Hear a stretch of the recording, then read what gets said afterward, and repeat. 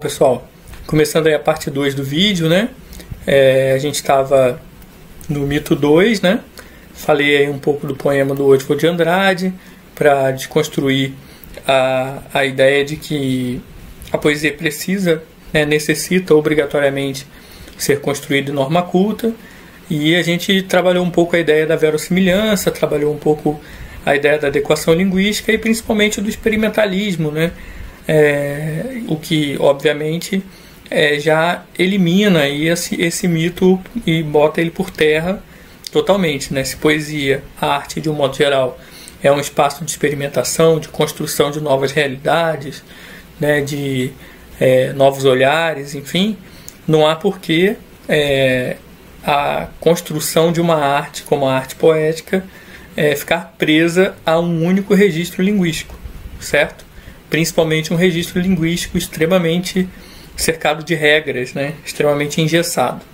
Então, isso é uma questão que a gente já derruba também, mais um mito derrubado. Vamos para o terceiro mito aí, que foi outro mito que apareceu com alguma frequência na enquete que eu fiz lá no Instagram. Bom, para ser poesia preciso seguir modelos. Bom, mesma lógica da rima, mesma lógica da norma culta. Até o século XIX, a gente tem uma série de produções poéticas que são construídas em cima de modelos de poesia, né, modelos principalmente do gênero lírico, mas também do gênero épico, né, das epopeias. E são modelos construídos ao longo de séculos, de milênios até, né, alguns pautam de antes de Cristo, enfim, e que são repetidos constantemente, mas que no início do século XX vão começar a ser questionados. Por quê? Porque as correntes artísticas que vão iniciar o século XX, terminar o XIX e iniciar o XX, vão propor rupturas com esses modelos clássicos, que para eles eram muito limitadores, e realmente o são. Você imagina se todo mundo tivesse que escrever apenas em soneto decassílabo. Isso seria um aprisionamento estético, né, de criação enorme, né? E não é porque escrever em soneto, no modelo clássico do soneto, é ruim, mas é porque a arte presume liberdade. E se eu não tenho liberdade nem da forma como eu vou me expressar, já não faz muito sentido eu produzir arte, né? E isso é legal porque o que eles vão fazer é legal porque isso vai dar ao autor, né, ao artista, a autonomia de construir o seu modelo, né, que pode se tornar um modelo recorrente, que pode ser utilizar um modelo antigo, um modelo clássico, né? Por exemplo, Vinícius de Moraes é um cara que está lá no final da primeira metade do século XX, entrando na segunda metade do século XX e tal, e vivo aí, né, naquele momento ali até os anos 80, produzindo bossa nova, poesia, etc. E que vai optar muitas vezes por escrever dentro do modelo do soneto, mas é uma opção dele como poeta, né? Então, aí para exemplificar isso, eu fiz uma brincadeira aí, que eu não vou nem chamar de poema, mas eu brinquei chamando de soneto diminuto. Eu peguei a estrutura clássica do soneto, 2 quartetos, 2 tercetos, 2 estrofes de 4 versos, 2 estrofes de 3 versos, e criei esses versos que basicamente tem uma palavra só, em sua grande maioria,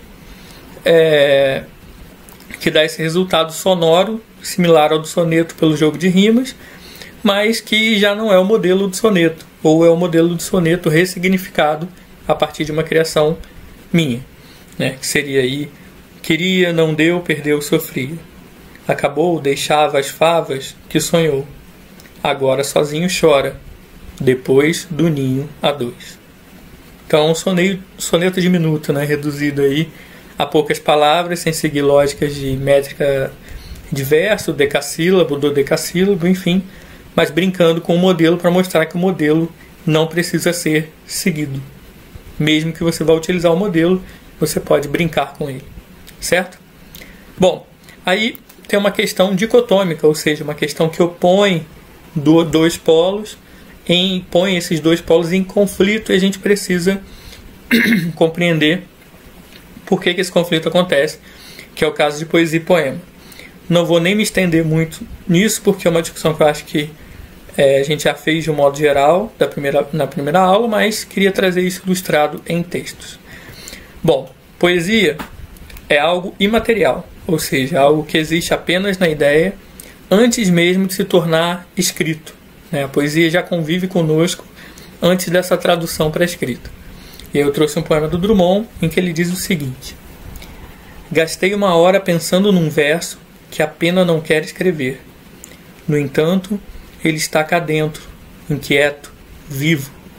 Ele está cá dentro e não quer sair. Mas a poesia deste momento inunda minha vida inteira.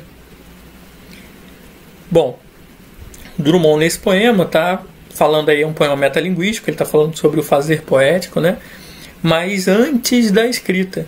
Está falando da relação tensa que ele está tendo com uma poesia, com um verso que convive com ele, que está dentro dele, que o inquieta, mas que ele ainda não consegue botar no papel, ou seja, a pena, a caneta, né, não quer escrever esse verso. E a poesia é esse momento material, esse momento anterior à escrita. É um momento que não necessariamente precisa virar algo material, virar poema, mas pode virar poema, certo? E o poema já é o momento posterior, é o momento material, é a materialização dessa ideia anterior, lá que está inquieta, viva, em palavras e imagens construídas por essas palavras. E aí eu trouxe um outro poema do Drummond, agora um trecho, né, que esse poema é longo, chamou Lutador, em que ele diz o seguinte: lutar com palavras é a luta mais vã. Entanto lutamos, mal rompe amanhã. São muitas, eu pouco, algumas tão fortes como o javali. Não me julgo louco. Se o fosse, teria poder de encantá-las. Mas lúcido e frio, apareço e tento apanhar algumas para meu sustento, num dia de vida. E aqui já é um outro dilema do poeta. Não é mais o dilema do cara que está convivendo com uma inquietude poética que não consegue traduzir, que não consegue sair e ser escrita. Mas é a inquietude agora da escrita, do momento de materialização da poesia, do momento de construção do poema, que é essa luta vã com as palavras. Porque por mais que você lute, ela é vã, porque por mais que você lute com as palavras sempre vão ganhar. É isso que o Drummond está dizendo. Elas são muitas, eu sou pouco. Elas são fortes. Né? Então essa luta é uma luta diária, é uma luta eterna. E eu vou lutar sempre com as palavras para tentar conseguir traduzir aquilo que me inquieta, a alma, o peito, a cabeça, enfim. Então, poesia é o momento imaterial e poema é o momento material. Poesia existe na gente e o poema é a tradução disso que existe na gente em palavra, né, em escrita. Bom, outra questão. Surgiu também lá na enquete. Poesia é sinônimo de amor. Né? Isso aí já está tudo errado. Poesia não é sinônimo de amor. Certo? O amor é um dos temas trabalhados na escrita poética, mas não é o único e está longe de ser o único. A gente associa muito poesia à questão amorosa porque acho que até como estratégia pedagógica, didática, né? Muitos professores na escola tentam trazer poemas que trabalham mais a temática amorosa, ou a gente se liga mais também por estar numa fase adolescente em poemas de temática amorosa, ultra-românticos e tal, e acaba não prestando atenção em tantos outros tipos, tantos outros temas que a poesia pode trabalhar e que a poesia traz na sua história literária. Né? Então, esqueça isso. Poesia não é sinônimo de amor, porque poesia é sinônimo de olhar. E esse olhar pode ser um olhar amoroso, pode ser um olhar social, pode ser um olhar crítico, pode ser um olhar subjetivo, pode ser um olhar reflexivo, sentimental, mas é sinônimo de olhar, é sinônimo de subjetividade. O poema é a tradução de um olhar de um sujeito para uma determinada realidade. Eu olho o meu entorno, ou eu experiencio o meu entorno, seja ele amoroso, seja ele social, seja ele emocional, e eu traduzo esse olhar em palavras. Como Drummond disse, luto com as palavras para traduzir esse meu olhar em palavras. Então, poesia é sinônimo de olhar, não sinônimo de amor. Beleza? Bom, aí eu trouxe algumas maneiras de trabalhar esse olhar poético, né? Até para ver se vocês se identificam com alguma ou com algumas e como vocês têm trabalhado isso aí. O primeiro deles é o contemplativo, né? Isso acontece quando o sujeito poético se coloca como observador passivo de uma realidade que o cerca, ou seja, ele observa algo, narra esse algo, né, quase que uma narrativa ali, né, e apresenta esse algo ao leitor. Isso acontece muito num poema do Pessoa, do seu heterônimo Ricardo Reis, que é um poema conhecido, que é o Vem Sentar-te Comigo, Lide, à beira do rio e tal, né? A gente vai ver que tem uma interseção de um outro modelo de olhar, um olhar reflexivo, mas que eles estão sentados ali observando o rio, aquela coisa bucólica, e é a partir da observação do rio que as reflexões vão surgir. Então, uma junção do contemplativo com o reflexivo. O olhar subjetivo intimista é aquele olhar em que o sujeito poético é a mesma coisa que o lírico, tá, gente?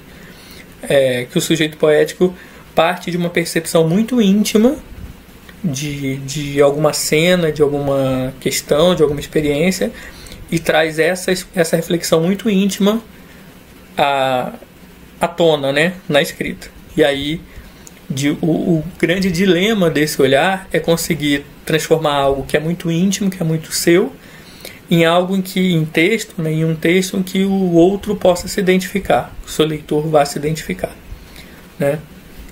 Nesse olhar subjetivo intimista é geralmente onde estão os poemas de amor, os poemas de amor idealizado, de sofrimento, de morte, enfim, geralmente estão nesse escopo aí.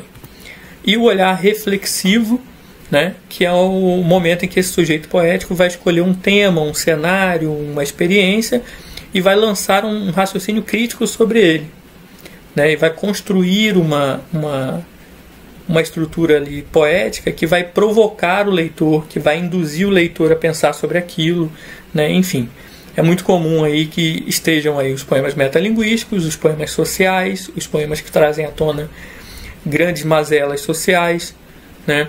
E que provocam o leitor a pensar sobre aquilo.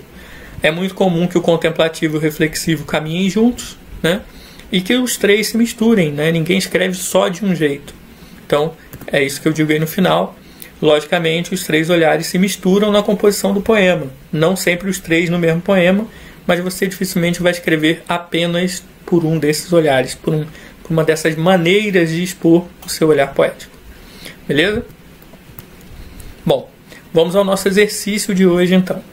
Essa aula aí, a gente, principalmente na primeira parte, né? Agora na segunda a gente viu algumas coisas, mas principalmente na primeira parte, a gente trabalhou com os mitos sobre poesia. Peguei 3 comuns aí, 3 mitos bastante recorrentes, que tem a ver com a rima, com a norma culta e com o modelo. Então, qual que vai ser o seu exercício aí dessa aula? Você vai produzir um poema que vai falar sobre, né, um desses 3 mitos, ou sobre os 3 mitos, como você quiser, né, mas de uma maneira que ajude a contribuir para quebrar esses mitos, para romper com essas lógicas. Então, lembrem lá do poema do Drummond, né? A rima não é uma solução, mundo, mundo, vasto mundo, se eu me chamasse Raimundo, seria uma rima, mas não uma solução. É isso que eu quero que vocês pensem a partir disso. Pode ser por um olhar irônico, pode ser por um olhar sarcástico, pode ser por uma estratégia metalinguística mesmo, de produção do texto, enfim. Mas que vocês contribuam aí para quebrar esses mitos, certo? E vou deixar aí para vocês um conselho aí de reflexão, que é sobre sintomas, né? Então, se você escreve, se você já está escrevendo poemas há um tempo, né? Pense aí qual que é o olhar, a maneira de olhar mais comum da sua escrita, se é reflexiva, contemplativa ou subjetiva intimista.